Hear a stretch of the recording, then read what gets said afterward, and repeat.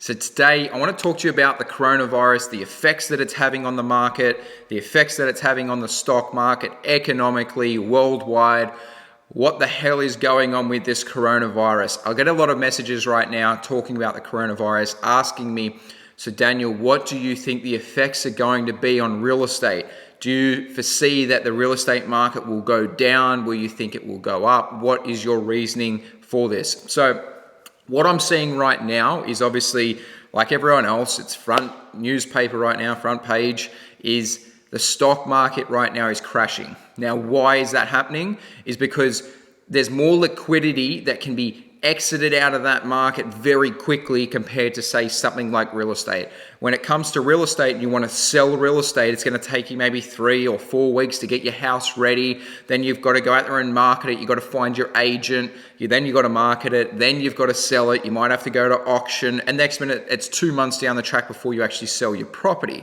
So when it comes to, say, stocks and real estate is more constant, it's more resilient compared to, say, something like stocks, where it can really work off sentiment to the news, right? Because what we have here is we have day traders, and the day traders, what they're doing is looking at charts and they're seeing what's happening with the charts, whether they're bullish, whether they're bearish, and then they start trading accordingly. So if there's many people out there trading the markets in a bearish line and they see that there's a bearish trend, what they do is they start to short the market. More people short the market, more people get afraid of the market, more liquidity starts to pull out. The mum and dad investors freak out. They pull their money out of the market.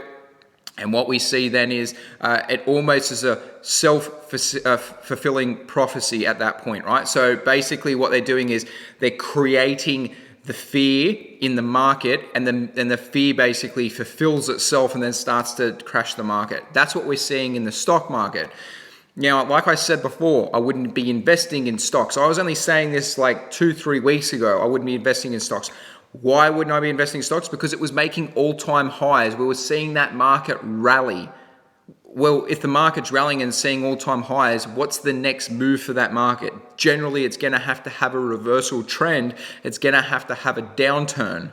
So I'm always fearful of markets that are at the top of their market. I want to buy markets that are either in fear, or it's at the bottom of its cycle, or it's midway through its cycle, so that I can ride that market up, make the maximum I can out of that market. So when it comes to stocks, it was already at the top. We already knew that it was going to head down. This is just sort of, I guess, the news that made it happen, right? It's that self-fulfilling prophecy that's made it happen. Now, what's happening with real estate? What we're seeing with real estate is completely different. Real estate is, at the moment, rallying really hard. We're seeing that the properties are going under contract. We're losing properties because they're going for a higher price than what it was listed for. And the reason being is money's becoming cheaper. And as money becomes cheaper, more people are putting their money into real estate. The same with investors. Investors are looking for a safe haven to put their money and get a safe return.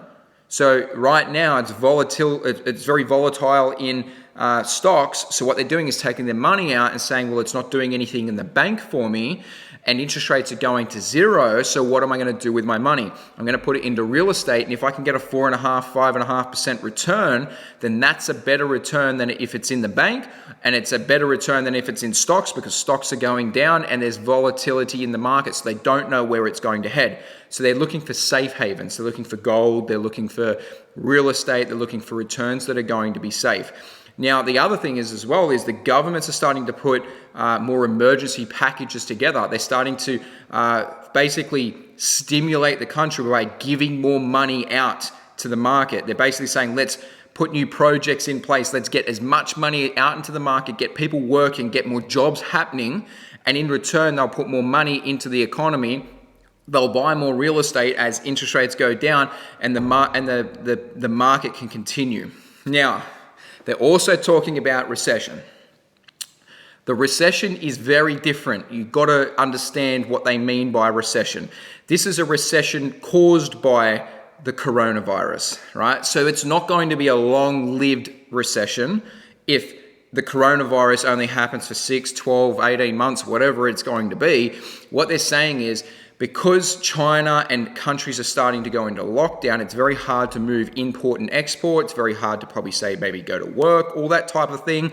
So because of that, what's happening is economically, each country is going to take a hit by billions of dollars because we're basically shutting our borders for imports and exports. If we want something from China and China isn't going to give us that, then it's going to be very hard to get those products into Australia to be able to sell, to make money for the governments to pay taxes and to be able to obviously prop the country up.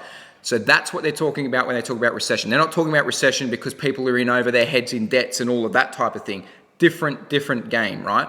So why I am liking real estate is because the markets are going up. We're going to see that it's going to become more buoyant for the Australian market as well, because people are going to be looking at it saying, well, Australian market is resilient. Interest rates are at nearly zero. My money's doing nothing in the bank. It's time to put my money in the market. And as a first home buyer, you're going to be buying in the market to live. You're getting your first home buyer's grant. You're getting your 5% deposit. So it's all looking positive for real estate more than any other asset right now. And we're going to see that continually play out as interest rates go down. Like I said, I forecasted interest rates going to zero. They've just basically brought it forward. I said 2 years ago, interest rates were going to zero. We already knew this was going to happen. And people are now looking at it as if to say, oh, coronavirus is doing it. We were already there. People didn't realize we were already there. This is the government's way of getting out of it. It's the governments around the world of getting out of it, saying it's not our fault. The coronavirus hit us. We can't do anything about it. The market goes into recession. The stock market crashes. But people are going to be putting their money into real estate. Safe havens is what they're looking for. And real estate market is going to be that, especially as interest rates are zero, right? Interest rates hit zero. Holding costs are next to nothing. And then all of a sudden you're getting a 4 to 5% return. So you're getting income for just buying the asset. So you just buy the asset, get income. I know that for myself, I saved $8,000 when I refinanced some of my loans, and then the interest rates just went down another 0.25%, and I saved another $5,000 again per year. So that's giving more income in my pocket. It's better for investors at that point. So going forward, what do I see? I see the real estate market going to be stronger than ever. I see that that's going to continue to rally. I reckon there's going to be more stimulus having to come out and more free money basically to prop up everything. And again, that's going to return into inflation as well over time. And I see that the stock market's going to be volatile. And like I said, I wouldn't be in there anyway. If you're going to be in markets like that, stock markets and stuff like that, you want to be in there when everyone else is scared of the market. You want to be in there when the market's crashed. That's when you want to be in there. But don't be fearful of times like this. This is the time where opportunities are. This is the time where you should be looking and saying, there is so much opportunity right now. I can buy in the market. I can buy real estate and it's going to cost me nothing to hold or give me money in my pocket. I can build an empire right now. And it's the best time, basically, in my opinion, to do so. So that's my little spiel on what's happening with the coronavirus. I think that it's a little bit probably overinflated on what people are talking about, what the media is sort of coming up with.